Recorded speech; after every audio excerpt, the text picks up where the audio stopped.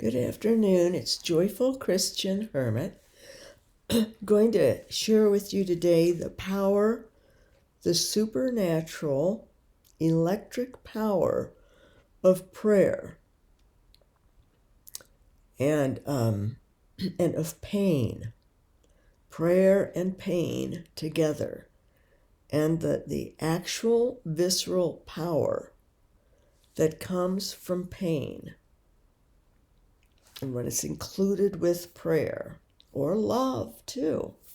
Suffering and love have an actual power to them.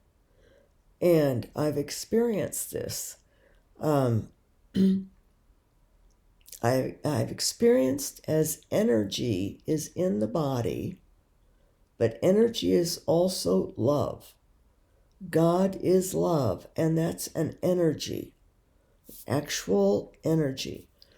And I have found this.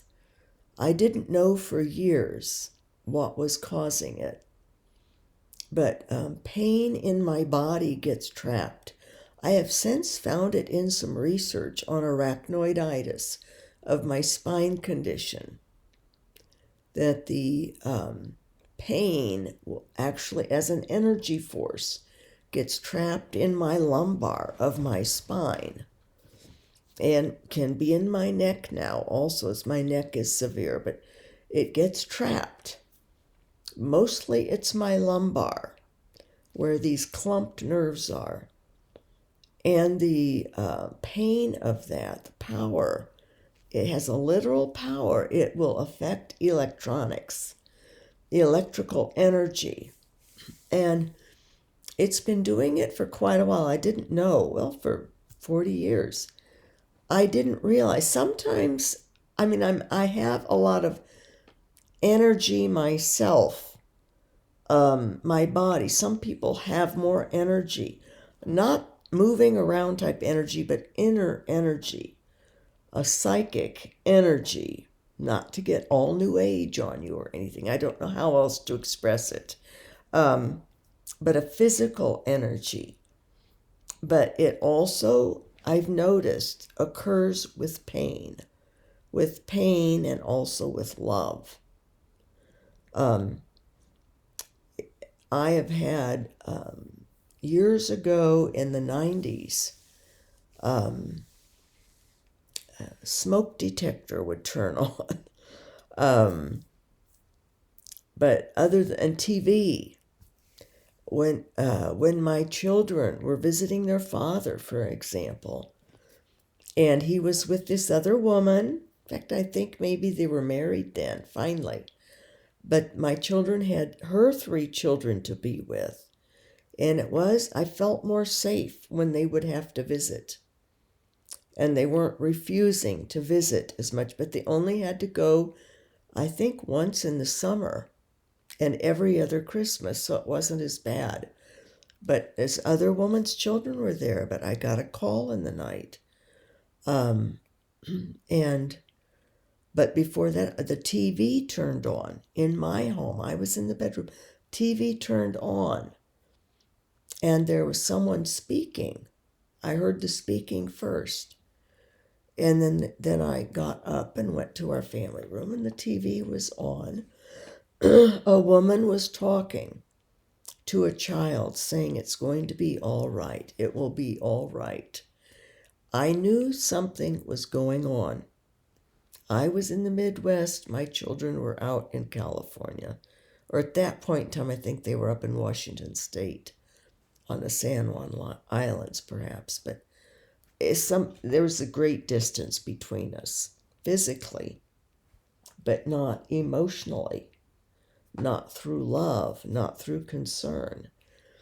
And sure enough, something had happened. And another time I got a call. But the TV turned on. It was a connection, a supernatural connection through electronic. And I was reassured. And then I did find out what had gone on later. But when I moved in here, the people, I think it was an elderly couple, they'd put in a new dishwasher. Their other one had died out on them. Other appliances were very old. They were very old, in their 90s. But I heard this water all of a sudden. I was alone in the kitchen, standing to the entrance, and I heard this water, this noise in this water. I couldn't figure out what it was. Well, it was the dishwasher.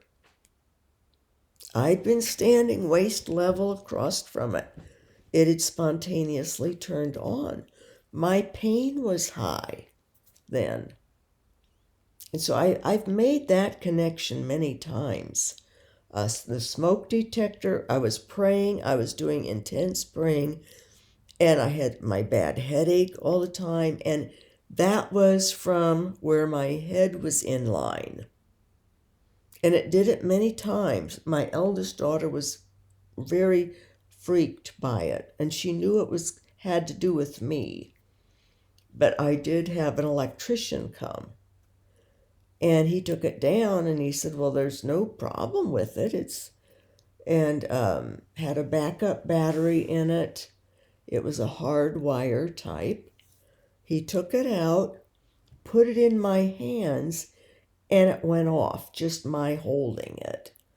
And that electrician freaked and left. He says, I don't know what's going on here, but I'm leaving.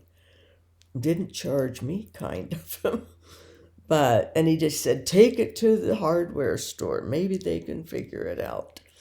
But, so it wasn't wired to anything when it was in my hands. We had taken the backup battery out. It was from the energy and the electric current in my body, my pain. And so I have come to, they say offer your suffering to God. I have offered my pain as prayer. And I have asked God, just use my pain as prayer. Just use it as prayer all the time. Use my body. But recently, and this has been happening, well, I can detail the time. It would have been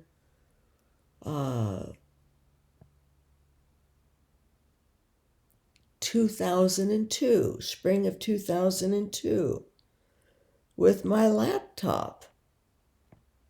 And I was sending a message to my friend, but writing about my concerns of my daughter marrying who she was engaged to. This was the second daughter. And there were serious concerns. I picked up even from this man's emails to me. He would email me. My daughter wanted me to get to know him because it was someone that she had told me that she had met at boot camp.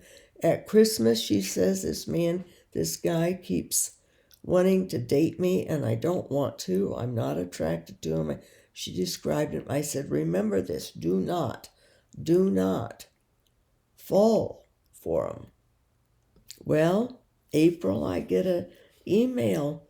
I'm engaged, and it was this guy. I had a horrible thought. It was. Well, I knew just from her talking about him, but she wanted me to. It was too soon, and had been a mistake I had made. Although in my situation, Dr. H had said, and I've known someone, you can be married to a sociopath a long time and not know. They are good. They are top-notch, sick con artists.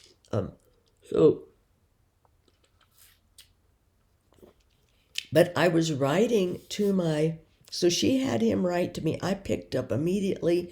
He was a very controlling person and not who he was portraying to her. Because she would send photos.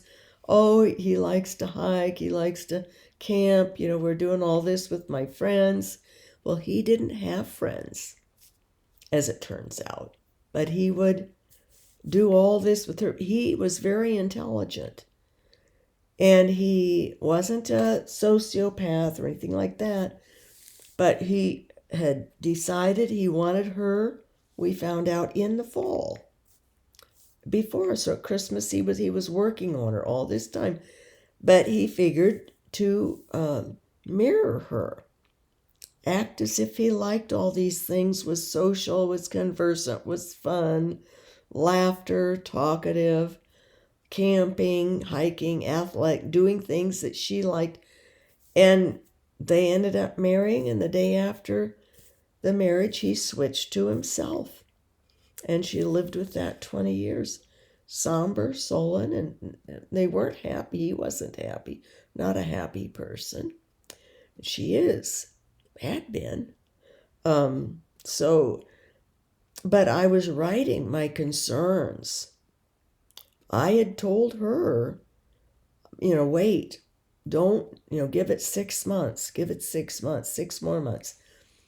And, oh no, we can get married housing in the military at Defense Language Institute, and that's what he wants. And he's so smart, he's got it all planned out. And he's a Christian, and he's this, and he's that. And I thought, yeah, and mine had told me he was too. And, this one was different. This was not at all like her dad in that regard. Not a sociopath, but a narcissistic introvert he turned out being. So, but I had written my concerns very outwardly to my best friend in an email. It went to my daughter instead. And it was just a fluke that it went to her. It could have gone, and I had another occasion where I was very concerned about someone, and that person's daughter was emailing me, and I knew the mother very, very well, and I wrote and was explaining the issues that as I knew them, and also was concerned about some other things that I knew, and trying to help the younger woman understand. But that went to the person who I had been writing about. But I had other times that it was, would go to something else, though. My emails would totally mix up when I had not sent it to them. But these two examples were obvious that I did not send it to the persons that I was in essence analyzing and discussing with someone like who needed the help, or just in my case with my daughter, my upset and concern. So writing to my best friend these traits that I saw in this young man, and what a terrible mistake, and to please pray, and on and on. And then my daughter got that though, and was upset, gave it to him, and she got over it. She wanted to get married. I had a beautiful wedding for her then, when I realized I wasn't going to break through to her. And then I started doubting myself, my instincts then, of course. What if I was wrong, and I could have been, and deep down I knew not, because I do that to myself when God tells me things. I bypass the nudges, just like I did with the lie situation I caught my fiance in, and let my aunt, influence me I was weak, not blaming my aunt, but I was weak, and then I would talk myself out of it. And it's easy when you get insights, it's easy to talk yourself out of them. But this strange thing with my electronic devices has gone on for years. I just give these examples, and the ones that I give as examples of obvious that I would not send to the people they went to, as an obvious, that it wasn't just a mistake that I accidentally sent to these other people. no way. But it's happened now with texting. And fortunately, not anything that I was saying about someone to a friend, inventing. But it was just something that I was writing to my neighbor about. I don't know what it was. It was nothing in particular. But all of a sudden, from paragraph to paragraph, it went to my daughter, to her text. Their phone numbers aren't close. I hadn't been doing, there's no connection. I was on the same thread and it went, but my pain was high. And and it was nothing, that would be, even God allowing it as a lesson to me to not, to be in person if I needed to talk about a situation of someone else that I was very concerned about and loved, with another person who could give me guidance or counsel, and not write it, on an email or a text. But no, this wasn't even anything connected. But it's the pain. And I wrote to my daughter, I said, this proves it, I said, those what I wrote to you was to my neighbor. I'd been texting with her. She was telling me about a car place, a mechanic place. She had called friends in her church to find out, where they would take their cars or advise people to. They both owned used car lots and knew who would be good mechanics and fair. And both of them said this same place, and we were writing about that. But it went to my, a couple of the paragraphs went to my daughter. And this morning I was battling the devil, but my laptop started putting twos in the words, the number 2. Well, the 2's up on the top line. I'd be typing down low, and about every third letter or fourth, or didn't matter, it would have a 2 right in there. All through, at least 1 or 2 twos per word. Just goofy. And I knew it was interference, supernatural interference. I'm sicker today again. My head is more stopped. My headache is terrible from the pressure, the sinus pressure on top. My neck is bad. And so that when I get up, I'm dizzy it's the combination of sickness and then my spine problems. So it's, I'm telling you this because I have affirmation of the power of suffering and pain with prayer, the power that it has.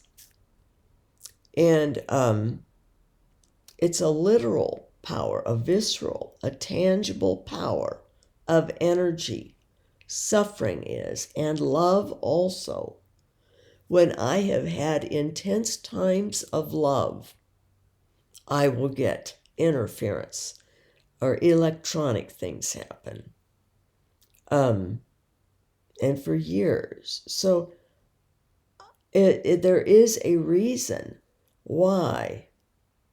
And I don't think, I don't know how in past years, Teresa of Avila or different people, or those who would offer their sufferings, Catherine of Siena, different ones offered their sufferings to God, and the whole victim soul effect and how that came about.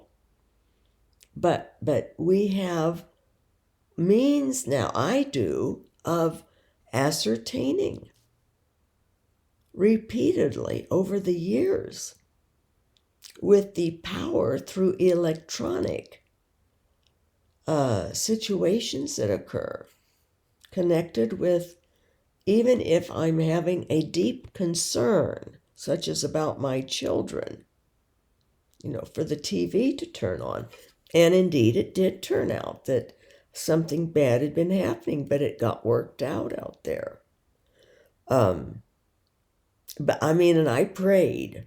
But even what was on the TV, God was sending me the message. It was this woman talking with this little boy, reassuring him, "You'll be all right, you'll be all right." And I knew something had happened with my children and probably my son. And I was very, very worried. And the words of what was on the TV when it turned on in the middle of the night. So there's power in God and also through suffering. My kids were worried, they were upset, and time-wise, they were 3 hours behind. So the timing would have been the right timing at the right time. So it's not just supernatural.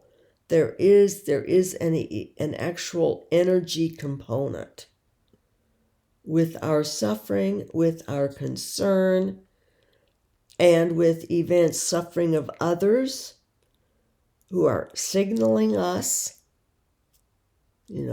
thinking, we need mom, we wish mom were here, that kind of anguish carried energy, actual energy. And I got the signal in actuality. And then with these other things,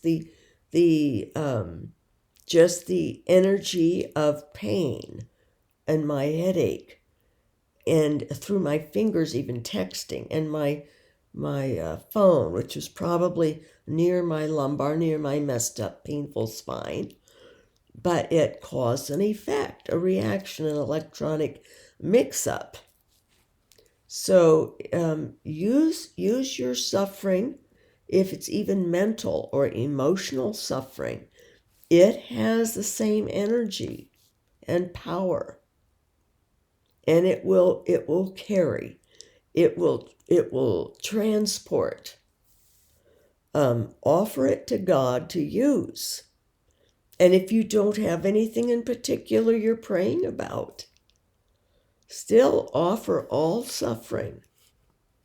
Or if you have chronic suffering, physical, emotional, mental, psychological, anything, stress, financial stress, use it as prayer. It's powerful. And somebody had written a lovely comment to me saying that my messages are healing. Well, I don't know about that. It was lovely. But we can help heal through offering our own suffering, or our bodies, our anguish. It creates an energy. We offer our intense love. Like, I realized the love I felt toward my eldest in the last few days. I love all my children, but, the situation as it was, I was thinking of her and the immensity of love. And I know it was utilized then, but it would have been better had I consciously utilized all that love, and the love that even came into tears of the anguish that I'm helpless really to do anything in the way that we think we can do things. But knowing this, because it was just the other day that my text to my neighbor, we were having a text conversation about this car situation, went to the daughter here, her phone. So we can there is energy, and I was in physical pain then. So it's love or pain, suffering and love, powerful in a tangible, temporal, albeit supernatural way, because we don't totally understand. Some electronic genius would, with the energy waves, or a physicist could explain it probably. But but God is behind all of it. He created energy. He created electricity and electronic. He created the means of the internet and the brains and the intelligence and the thought that helped people discover and keep improving upon this. So, but we are like a computer. Well, it's been said, it's nothing new, and our brains and all. But the electric energy in us that love and suffering create are an actuality. And then God takes it in the way He wills. And I always felt that what I was writing, in my utmost concern for that daughter and the man that she had gotten swept off her feet, who just 4 months prior she was, I don't really like him, he's not my type. But he made himself her type. If they had been Catholic and needed an annulment, they would have gotten it, because it would be considered fraud. He didn't present himself as he truly was. But he wasn't being malicious. He just was attracted to her. And he even told me, during our divorce, we were emailing, he was talking to me about the divorce, and said that he thought opposites attracted back then. Well, no, they don't really. They might find intrigue, but they don't make good couples. Not in general, no. So anyway, he's happy now, she's happy, but 20 years.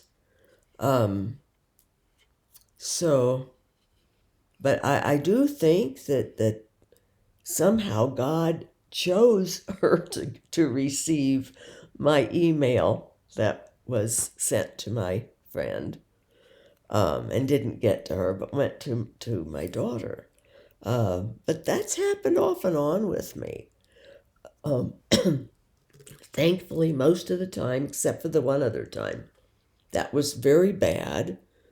It was very honest what happened, what I was saying, and helping this other person understand about a third party and why she would be behaving toward her in the way she was.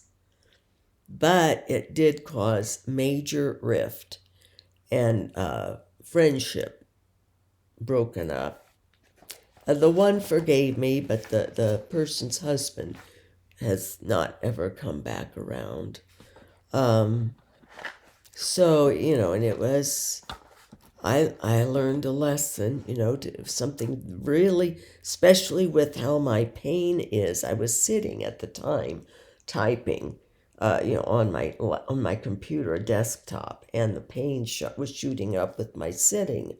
So, given the fact that it can cause electronic disturbance, my pain does, and yours would too, I think, anyone's, and extreme love.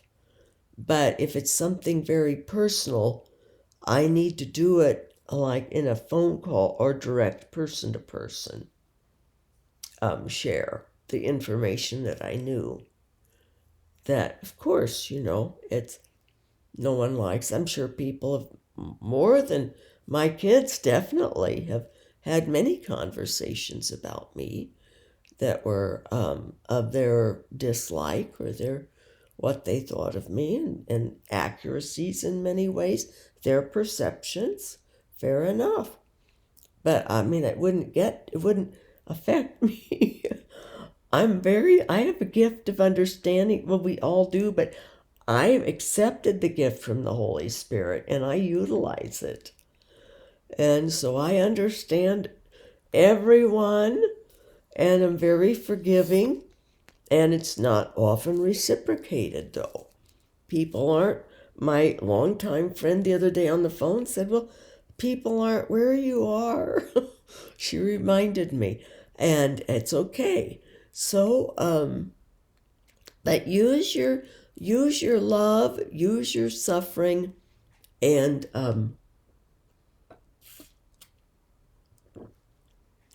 I've been feeling very guilty, like I'm a fraud myself, because I'm not.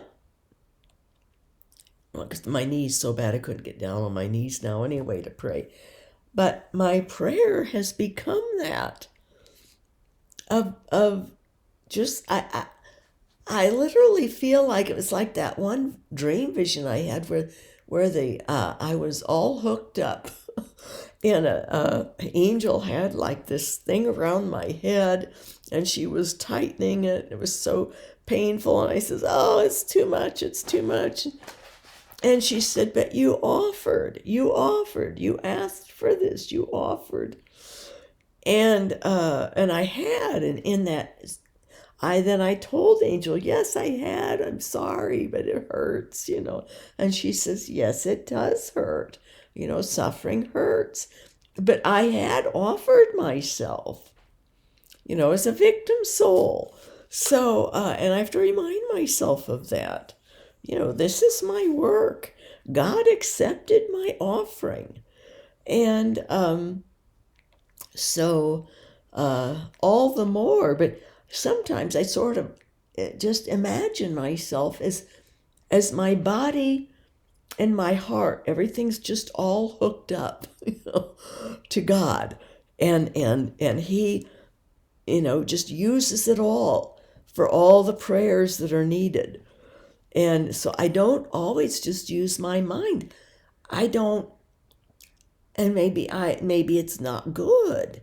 I'm worried about it, that I don't have like a list that I go down, or so yeah. But I feel like it's all just being like I'm wired up, wired up to God, and it's all the love, all the suffering. It's going in prayer because I've asked Him to do that, to take all of me as prayer and use it how He wills and what's needed. And for anything that I know, you know. But I think I would like to. I was given a lovely book. It had Our Lady of Guadalupe on the front. Coin. It was your gift. But I sent it to Thomas, my friend who died. She died on Our Lady of Guadalupe. And he was talking about how he wished that he had I was afraid he was already forgetting memories of his mother and things that she had said. So that, since that had Our Lady of Guadalupe on it, it was a blank page, a line page diary. I sent that to him with a note saying, use this, look at the cover, use this to write down all your memories that you can think of your mother. That it will be special to you then. And it's linked with her special day of her eternal birthday, this glorious day, Our Lady of Guadalupe. So, but I got actually, my one of my daughters had gotten me this on one of her, in college she went places. So I, well, you can see one of my grandchildren got to it, so I have, it's extra special with little, they wrote in it, my granddaughters. But I had started out keeping it for people who would come to visit at Agnus Dei and write down their names, but I'm going to write down prayer needs in here. and try better to use my mind also, to use my conscious mind, and do more of the formal traditional type praying. But in faith, I know I'm wired up. All the love, all the suffering, all this energy from love and suffering is going out. God is delivering it. Or that angel maybe he's assigned that angel who appeared in the dream and was, teaching me. Yes, it does hurt, but I had agreed to it, reminding me I had agreed to suffer. And a lot of it's going for the church and the world. And so doing that, it does rather free the mind, I will say. It frees the mind for more love of God, and or tending to temporal things we must do. But then I can have doubts. I can worry and think, I haven't been consciously praying specifically.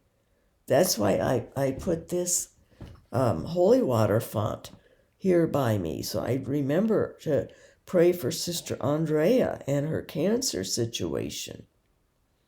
And I had you guys, I would talk about the prayer requests we had coming in, so I would remember those. But anyway, I just wanted to tell you about the inner.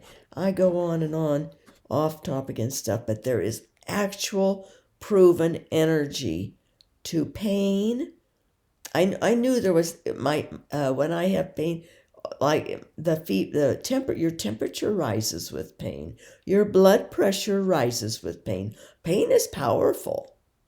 Pain is powerful. That nurse, the first nurse with my first surgery, she said, if you don't get this pain under control, you'll do literal damage to your organs. You'll do more damage to your body than having morphine in you when you need it. When you need it, that's the key. When you're in severe pain. So, and it's the truth. My aunt, who's deceased now, but she had a massive stroke because she was 89 and in high pain with sciatica. Her doctor gave her 3 days worth of low-dose Norco or Vicodin. She didn't want to take it because, the news says you'll get addicted. No, I don't want to be a drug addict. And she had this massive stroke where blood pressure shot up from the pain. And she was never the same. She had to relearn to eat, to talk, to walk. Nearly died. She was in ICU for 2 or 3 weeks and in the hospital a long time. And then from then on in her life, she had to have someone live with her day and night. Help her get around, get her meals.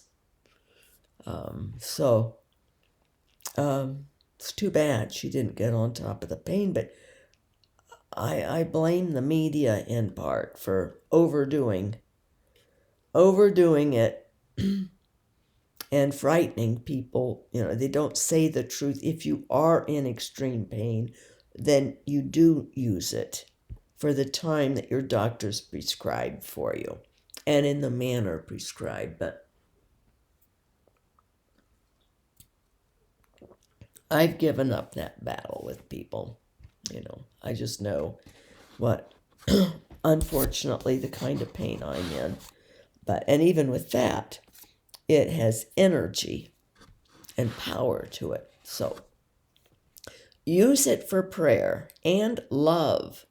Love and pain have they're I say interchangeable.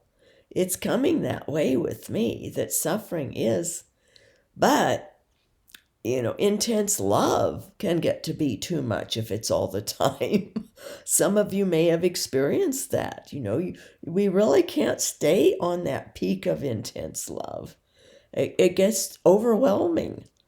So, what goes up must come down. Gravity, we're human. God bless his real presence in us.